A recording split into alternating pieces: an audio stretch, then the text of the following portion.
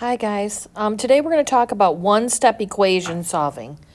So you can see that in front of me I kind of have a regular graphic organizer, and I'm going to kind of work my way through some one-step equations. These should be complete review from last year, and you definitely have seen these before, so we're going to do a short review today over one step, and then we're going to spend most of our time on two-step and multi-step. So some of the big ideas when we talk about one-step equation or equation solving.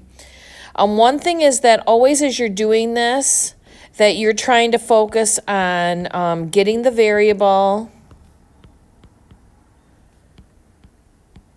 alone on one side.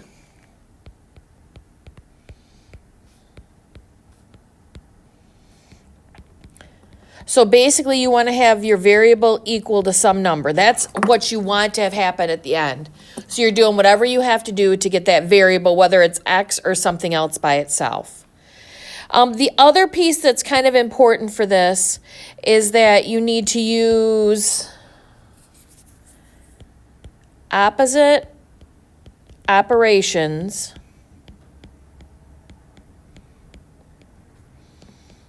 to solve. So that basically means that if I'm adding something, I would have to subtract. If I'm subtracting, I would have to add. If I'm multiplying, I would have to divide. And if I'm dividing, I would have to multiply. So I'm going to use opposite ones that I have in order to be able to solve and get the variable by itself. So you can see that I've already taken some time to write these equations around the side. So we have, I guess, 4 on the front of this and 4 more on the back that we're going to do so you can get some practice at what it looks like to solve. So I'm going to move this like I've been doing to try to get these so I can write right on it. So this one says x plus 3 equals 8. So I want to get this alone. So I need to get rid of this. So the opposite of adding 3 is subtracting 3. And whatever I do to one side of the equals, I have to do the other. Now that means right here, positive 3 and negative 3 will cancel out to 0. So you'll be left with x.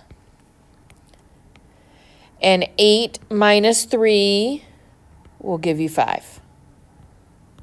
Okay, that's my first kind of one step. So let's keep going.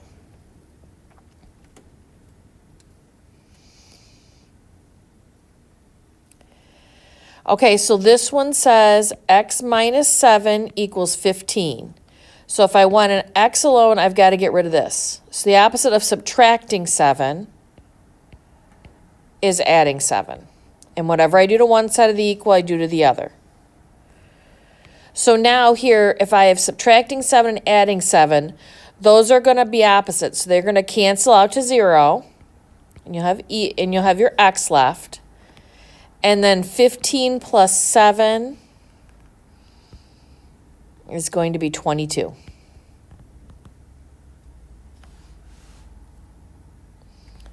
Okay, let's move on to the next one.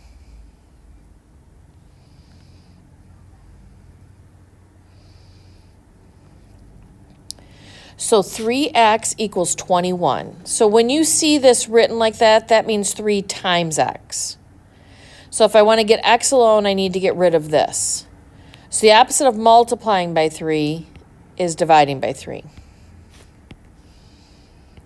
So those 3's cancel out. And in this case, the 3 over 3 cancels to 1, which is what we assume is in front there. And then 21 divided by 3 is going to be 7.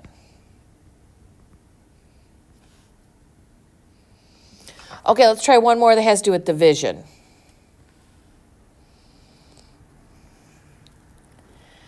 So on this one, I have x divided by 3 equals 14. So if I want to get x alone, I need to get rid of this. So the opposite of dividing by 3 is multiplying by 3. So I'm going to multiply this side by 3 and the other side by 3.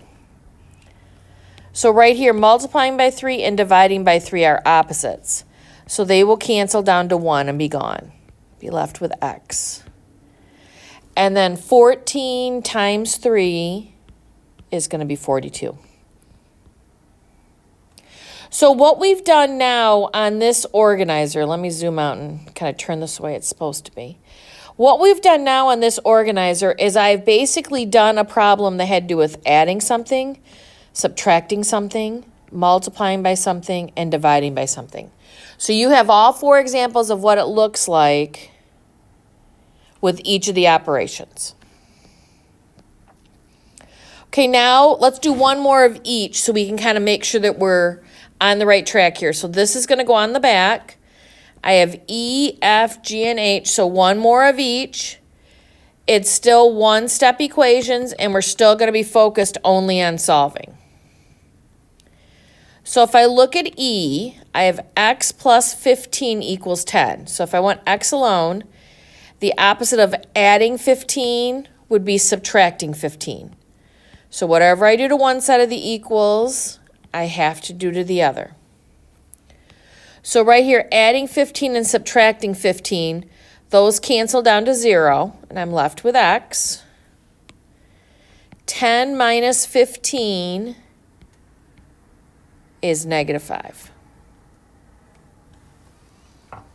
Okay, we're going to keep working our way around here. Let me turn my organizer here.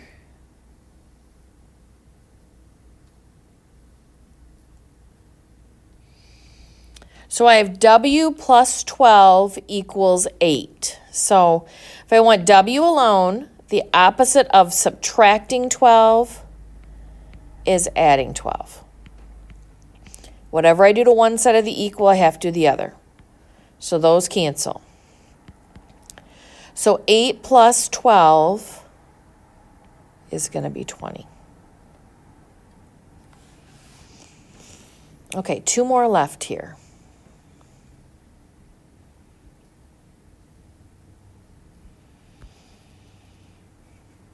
So on this one, I have 14x, which is 14 times x, equals 28. So to get rid of 14, the opposite of multiplying by 14 is dividing by 14. So they cancel out, I'm left with x. 12 divided by 14 is going to be 2. Okay, our last one here.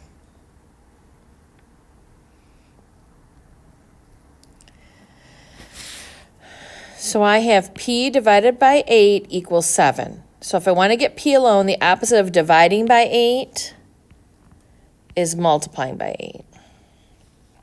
So those cancel. Left with p. And 7 times 8 is 56. Okay, be sure that you're going over each of these every night to make sure that you're good with the solving and you have no big questions. Okay, we'll go on to 2-step next time we're together.